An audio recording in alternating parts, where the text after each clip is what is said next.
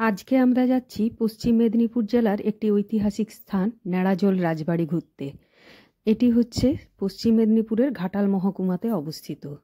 এটি পাঁশকুড়া থেকে 35 কিলোমিটার দূরে আর মেদিনীপুর শহর থেকে 39 কিলোমিটার দূরে অবস্থিত। নেড়াজল রাজবাড়ি দুটি ভাগে বিভক্ত, একটি অন্তর্গড় আর একটি বহির্গড়। নেড়াজল রাজবাড়ির পত্তন করেন উদয় নারায়ণ ঘোষ। এটা হলো বহির্গড়, এটা হচ্ছে হাওয়া মহল।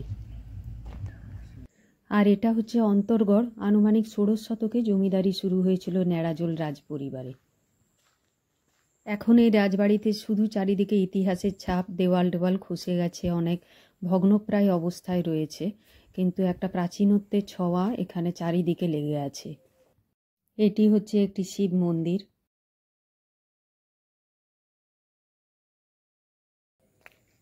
আর এটা হচ্ছে নেড়াজল রাজবাড়ির ঠাকুর বাড়ি। নেড়াজল রাজবাড়িতে অনেক বিশিষ্ট ব্যক্তিরা এসেছিলেন, যেমন মহাত্মা গান্ধী, পণ্ডিত জওহরলাল নেহেরু, সুভাষচন্দ্র বোস, সরোজিনী নাইডু, ঈশ্বরচন্দ্র বিদ্যাসাগর, কাজী নজরুল ইসলাম, শহীদ ক্ষুদিরাম বসু এবং এরকম আরও অনেকেই। স্বাধীনতা সংগ্রামে নেড়াজল রাজবাড়ির অবদান অনস্বীকার্য।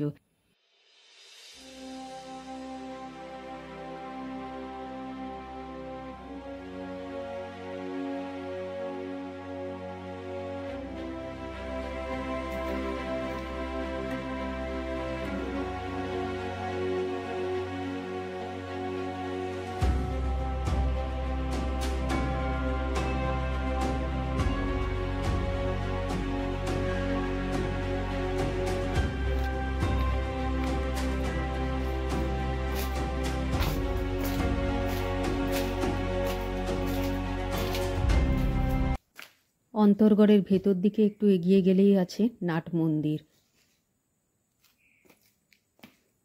আর তার সামনেই রয়েছে দুর্গা মন্দির।